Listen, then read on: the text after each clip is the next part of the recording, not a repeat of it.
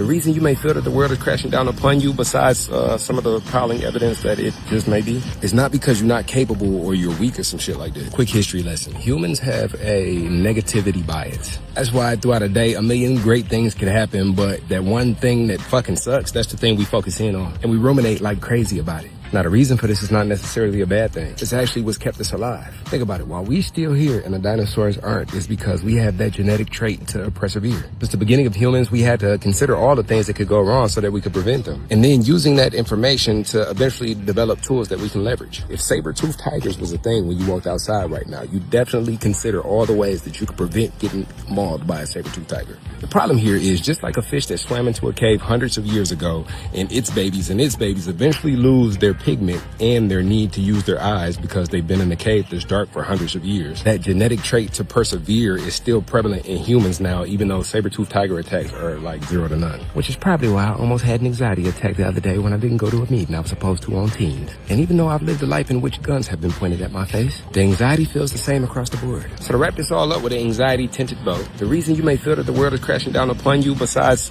some of the piling evidence that it just may be, is not because you're not capable or you're weak or some shit like that. It's literally genetic. So maybe cut yourself some slack and keep growing.